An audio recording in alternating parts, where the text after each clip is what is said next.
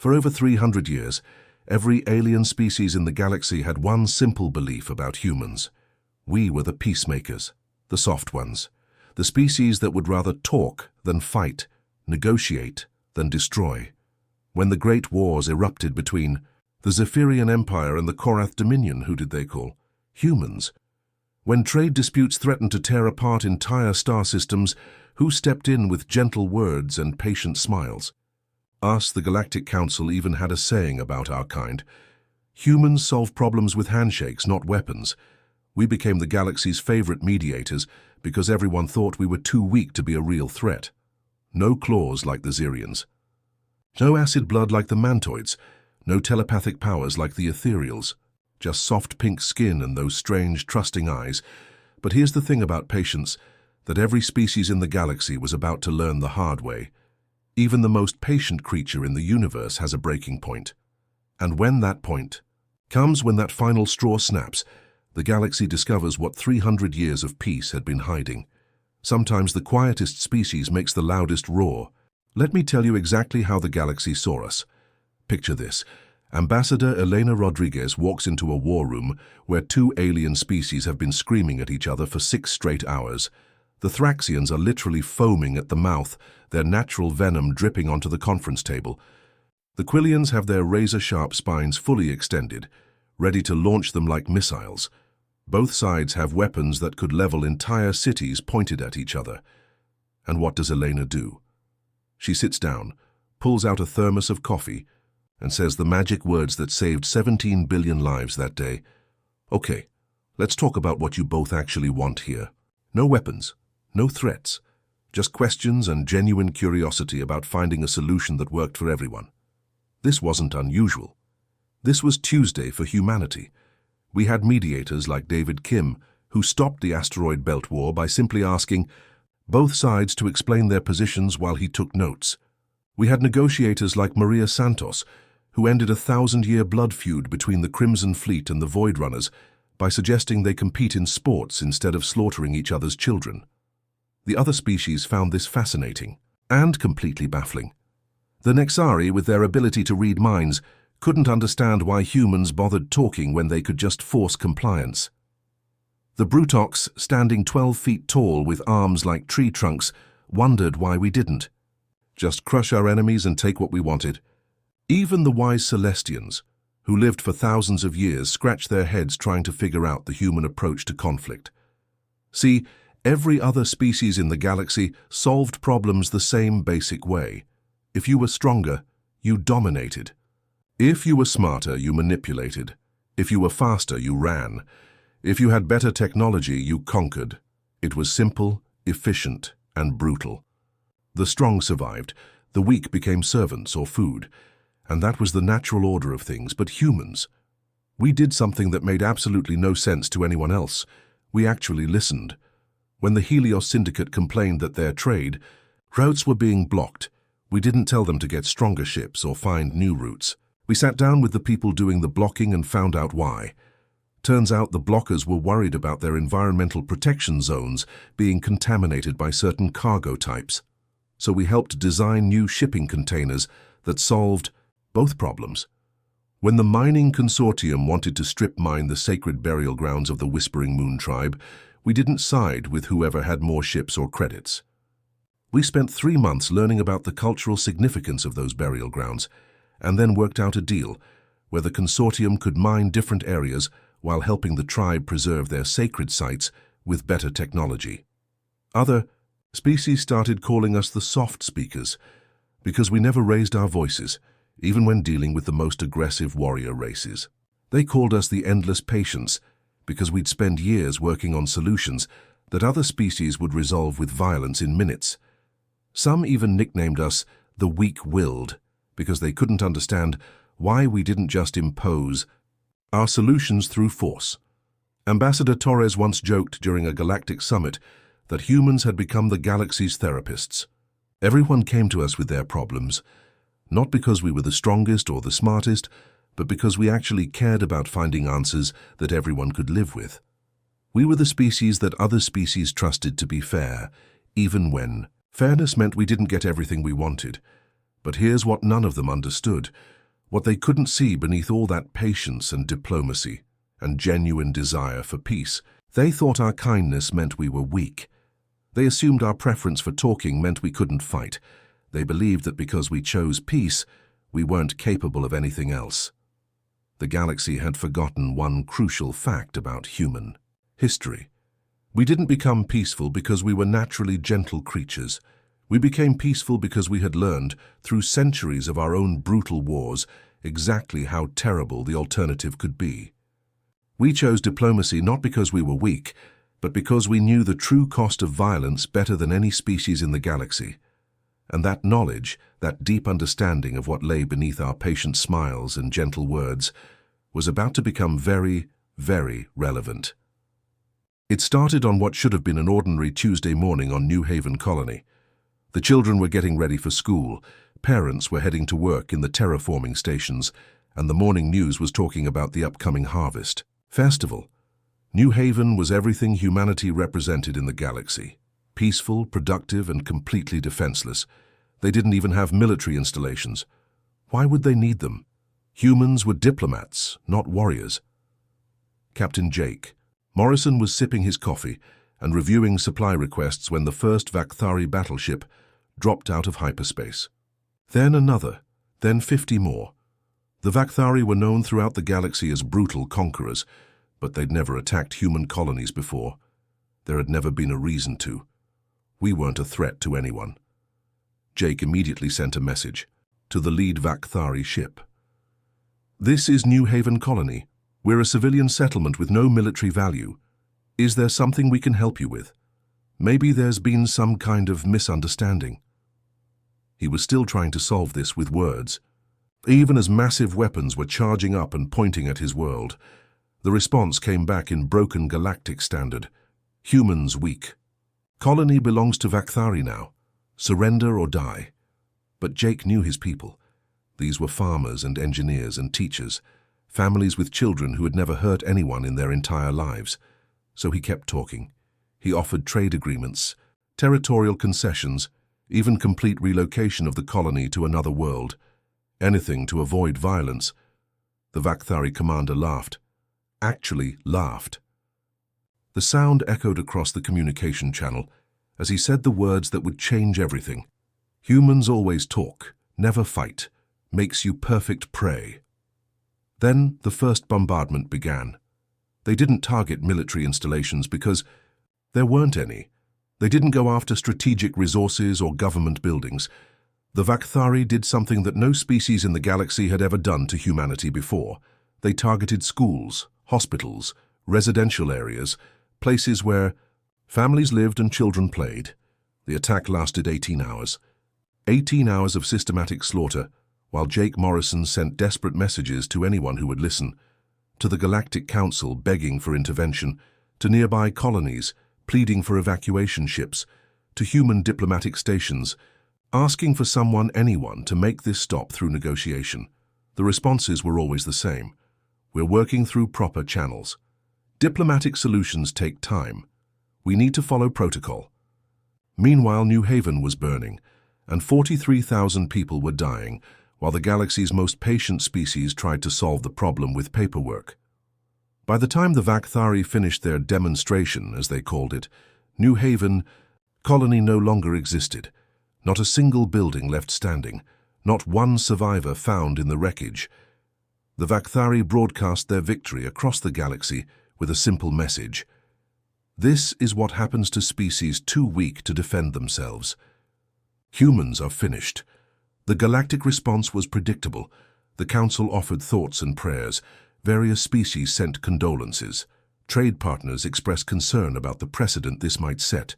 Everyone agreed it was a tragedy and something should be done through proper diplomatic channels. The Nexari mind readers even offered to help investigate the Vak'thari's motives, as if understanding why 43,000 innocent people had been murdered would somehow make it acceptable. And humanity. We did exactly what everyone expected us to do. We called for peace talks. Ambassador Rachel Chen stood before the Galactic Council and gave a speech about the importance of justice through legal means. She spoke about sanctions and trade embargoes and the power of unified diplomatic pressure. She never once mentioned revenge or retaliation, or making the Vak'thari pay for what they'd done. The galaxy watched and nodded approvingly. This was the human way. This was why everyone respected us. Even after losing an entire colony, we were still trying to solve everything with words and handshakes and proper procedures. The Vak'thari, emboldened by the lack of response, began making plans to attack more human settlements. After all, if humans wouldn't fight back after New Haven, they clearly never would. But what the galaxy didn't see, what they couldn't understand, was the look in Ambassador Chen's eyes as she finished that speech. The slight tremor in her hands as she stepped away from the podium. The way she took just a moment too long to compose herself before facing the media. And most importantly, they didn't hear the private message she sent immediately after the session ended. Just 4 words, transmitted on an encrypted channel to every human colony, every human ship, every human diplomatic station in the galaxy. The talking is over. The message reached Admiral Thomas Bradley first. He was commanding the human exploration fleet near the Outer Rim, mapping new systems and cataloging potential colony worlds. When those 4 words appeared on his secure terminal, something changed in his expression that his crew had never seen before. His navigation officer, Lieutenant Sarah Walsh, later described it as watching a completely different person step into the Admiral's skin. Bradley pulled up files that most humans didn't even know existed.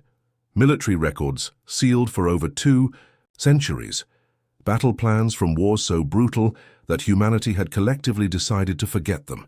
Ship designs that had never been built because they were deemed too aggressive for a peaceful species. Personnel files on soldiers who had been quietly transferred to administrative roles because their skills were no longer needed in a diplomatic galaxy. Within 6 hours, every human fleet in the galaxy received the same classified transmission. Not requests, not suggestions, orders. For the first time in 300 years, humanity was mobilizing for war, and the galaxy had no idea what was coming. The Vak'thari, drunk on their easy victory at New Haven, made their next move exactly as predicted. They attacked the mining station at Titan's Edge, expecting another quick slaughter of defenseless civilians. The station had a population of 8,000 miners and their families. No military presence, no weapons systems. No defenses of any kind, but this time when the Vak'thari ships dropped out of hyperspace, they found something waiting for them, something that shouldn't have been possible. A human military vessel, sleek and black and completely unknown to any galactic database. The ship was roughly the same size as a Vak'thari destroyer, but it looked different, predatory, like it had been designed by people who understood violence in ways the galaxy had forgotten. The Vak'thari commander, still high on his success at New Haven, opened communications with the typical arrogance, "Human ship, you are outnumbered 50 to 1. Surrender now and we will kill you quickly." He expected the usual human response, pleas for negotiation, offers to talk, maybe some begging for the lives of the civilians. Instead, he got silence, complete, absolute silence. The human ship just sat there in space, waiting. The Vak'thari fired warning shots. Nothing. They powered up their main weapons and targeted the human vessel. Still nothing. Finally, growing impatient with what they saw as typical human cowardice, the entire Vak'thari fleet opened fire. That's when the galaxy learned something that would haunt their nightmares for generations to come. Humans hadn't forgotten how to fight. They had just been choosing not to. The human ship didn't dodge the incoming fire. It didn't retreat or call for backup. Instead, it did something that physics said should have been impossible. It absorbed every single shot from 50 Vak'thari warships without taking any visible damage. Then it began to move, not like the exploration vessels and diplomatic ships the galaxy was used to seeing from humanity. This thing moved like a hunting animal, smooth and precise and terrifyingly fast. Within minutes, half the Vak'thari fleet was drifting debris. The survivors found themselves completely disabled, their weapons offline, their engines dead, trapped in their own ships, while that black human vessel sat among the wreckage like a shark circling wounded prey. The human captain finally opened, Communications. His voice was calm, almost conversational. This is Captain Marcus Stone of the Human Defense Force. You have exactly 60 seconds to explain why you thought attacking civilian targets was a good idea. No threats, no anger. Just a simple question asked in the same tone you might use to discuss the weather. The Vak'thari commander, suddenly realizing that everything he thought he knew about humans was wrong, tried to salvage the situation. We were following orders. Our leaders said humans were weak, easy prey. We didn't know. His voice trailed off as he stared at the wreckage of his fleet.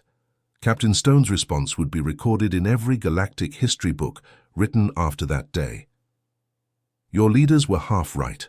We are easy prey when we choose to be. But you just helped us remember why we stopped choosing that. Then, without another word, the human ship jumped to hyperspace, leaving the surviving Vak'thari to contemplate their situation in the cold silence of space. Within hours, every species in the galaxy was asking the same question. What else had humanity been hiding? The answer came faster than anyone expected. 3 days after the incident at Titan's Edge, Admiral Bradley's fleet emerged from hyperspace in the heart of Vak'thari territory. Not at the borders, not at some remote outpost, but directly above, their homeworld. 12 human ships materialized in perfect formation around the planet, each one broadcasting the same message in every known language. We're here to discuss the New Haven situation. The Vak'thari response was immediate and predictable. Every defense platform opened fire. Every warship in the system launched missiles. Every orbital station activated their most powerful weapons. The combined firepower was enough to sterilize an entire continent. Enough to turn a moon into asteroid fragments. Enough to make any sane species retreat and reconsider their life choices.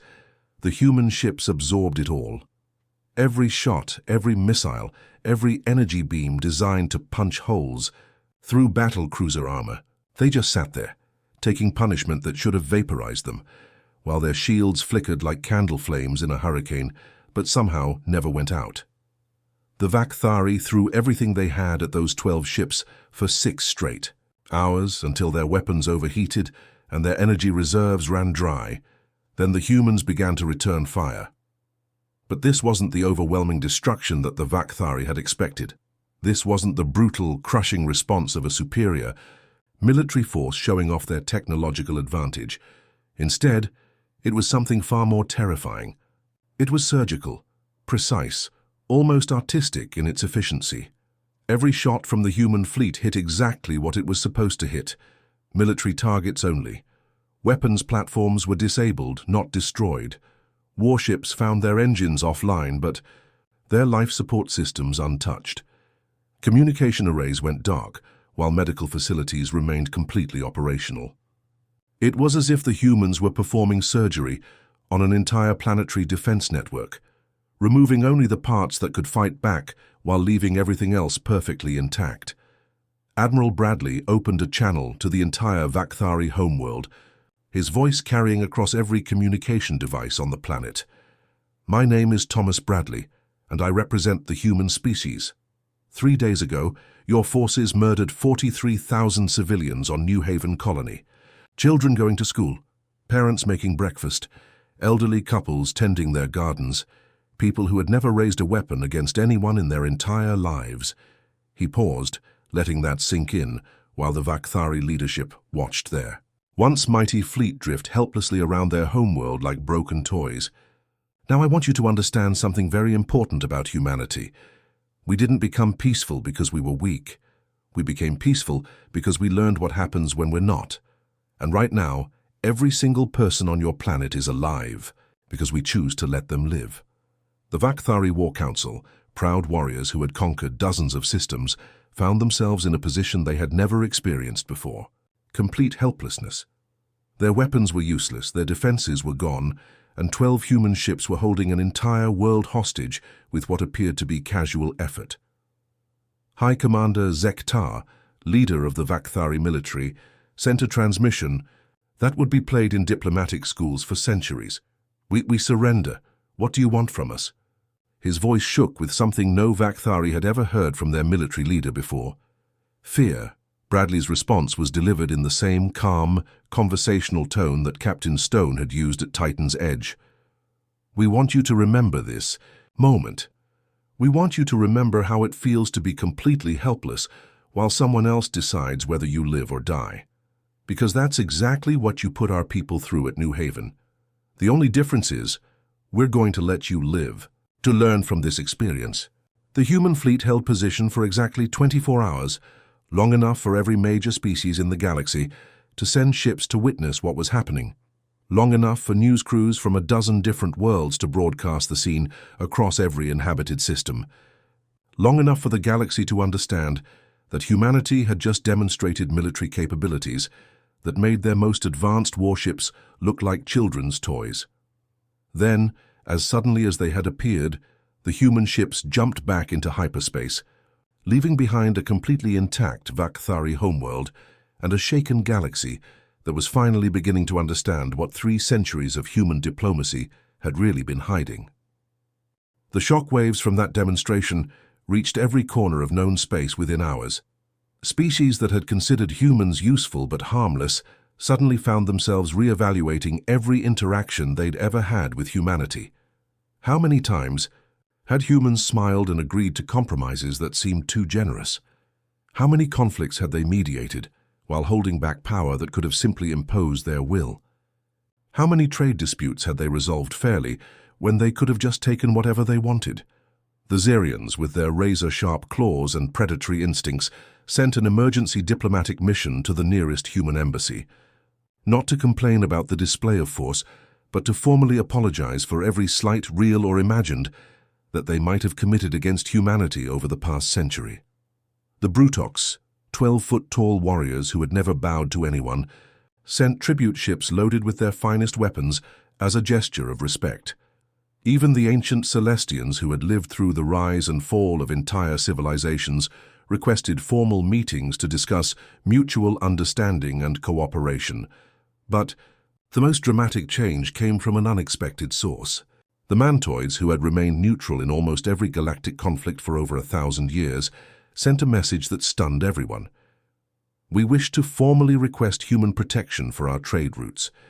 These were beings who had never needed protection from anyone, who had stayed out of wars because their natural abilities made them nearly impossible to defeat, and they were asking humans to protect them. The Galactic Council found itself in an unprecedented situation. For 3 centuries, they had operated under the assumption that humans were valuable because they were harmless, useful because they would never threaten anyone, the perfect mediators because everyone knew they couldn't enforce their decisions through violence. Suddenly they realized that every human diplomat, every human negotiator, every human peacekeeper they had relied on had been carrying the backing of military power that made their own forces look primitive. Ambassador Chen returned to the Council. Chambers exactly 1 week after the Vak'thari incident. The same chamber where she had given her speech about diplomatic solutions and proper procedures. The same podium where she had called for patience and legal measures while New Haven was still burning. But this time, when she entered the room, something was different. The representatives who had once barely acknowledged her presence now stood as she passed. Species that had dominated galactic politics for millennia made room for her at the head table without being asked. Her speech that day was shorter than anyone expected. The human position on galactic affairs remains unchanged. We believe in peace, cooperation, and diplomatic solutions to all conflicts. We will continue to serve as mediators and negotiators wherever we are needed. However, we want to make sure everyone understands that our commitment to peace is not the same thing as an inability to enforce it. She paused, looking directly at the empty chair where the Vak'thari representative usually sat. New Haven was home to 43,000 people who believed in the same values of peace and cooperation that guide all human policy. They were murdered because someone mistook our choice of diplomacy for weakness. We want to make sure that particular mistake is never made again. The response from the Council was immediate and unanimous. New legislation was passed within days, establishing what became known as the Haven Accords. Any attack on civilian populations would be considered an act of war against the entire Galactic Council. Mediation decisions made by human negotiators would carry the full enforcement power of Council military forces. Most importantly, any species that refused to participate in diplomatic solutions would face consequences from the combined might of all member worlds. But perhaps the most significant change was one that couldn't be written into law or formal agreements. It was the way other species looked at humans now. The casual dismissal was gone. The patronizing tone when discussing human capabilities had disappeared. In its place was something that humanity had never experienced on a galactic scale before: genuine respect. Trade routes that had been closed to human merchants for decades suddenly opened up with apologetic explanations about previous administrative errors. Species that had ignored human scientific discoveries began sending their best researchers to collaborate on joint projects.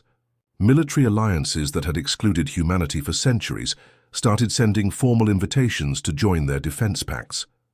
The galaxy had learned a lesson that would reshape interstellar politics for the next 1,000 years. Kindness, backed by strength, is not just peace, it's the foundation of civilization itself. 3 months after the New Haven massacre, Ambassador Chen stood in the memorial garden that had been built on the ruins of the colony.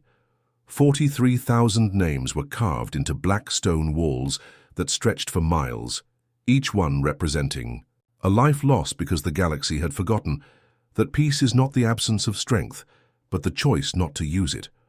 Representatives from every major species had come to the dedication ceremony, not because they were required to, but because they wanted to understand.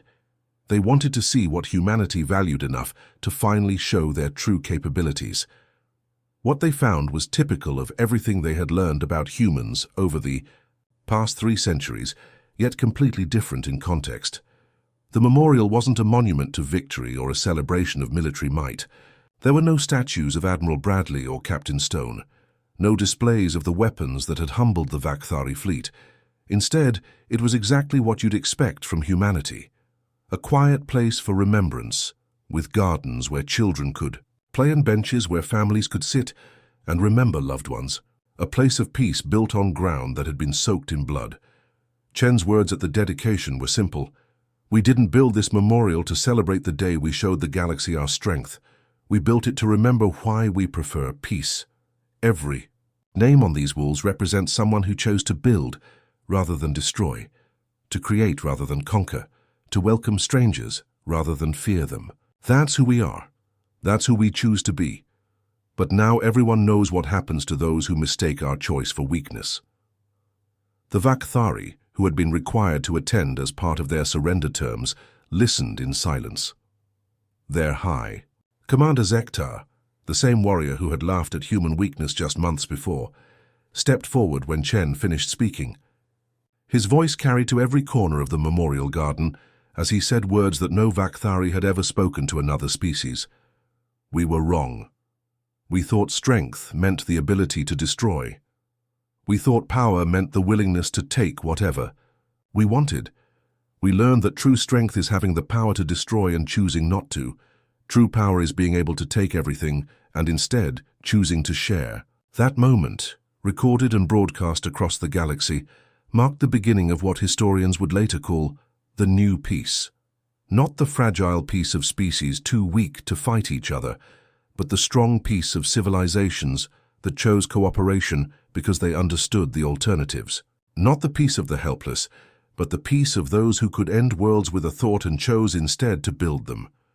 Today, every child in the galaxy learns about New Haven in school. They learn about the day humanity's patience finally ran out and how that moment changed everything. They learn that the strongest species in known space became strong not by conquering others, but by conquering themselves. They learn that the most feared military force in the galaxy earned that fear not through aggression, but through restraint. And most importantly, they learn that when someone chooses peace, it's not because they're weak. It's because they're strong enough to make that choice. The galaxy learned that lesson the hard way, written in the ashes of New Haven Colony and carved into the memory of every species that witnessed humanity's true nature. No species will ever forget the moment humanity's patience finally snapped. But more importantly, No species will ever forget what humanity chose to do with the power they revealed that day. They chose to use it not for conquest, but for protection. Not for domination, but for peace. And that choice, more than any weapon, or fleet or demonstration of force, is what made humanity the most respected species in the galaxy.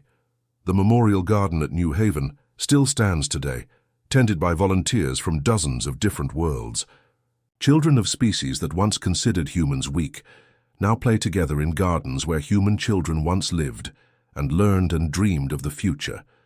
It's a living reminder that the strongest weapon in the universe isn't a gun or a missile or a planet-killing battleship. It's the choice to be better than your worst instincts, even when nobody would blame you for giving in to them. That's the real legacy of the day humanity's patience ended. Not fear, but understanding. Not conquest, but cooperation. Not the beginning of human dominance, but the beginning of galactic civilization built on respect instead of fear, strength instead of weakness, and choice instead of instinct. And somewhere in the quiet halls of every diplomatic station in the galaxy, there's still a sign with 4 simple words that changed everything. The talking is over. Not because humanity had given up on peace, but because they had finally shown the galaxy what peace really means.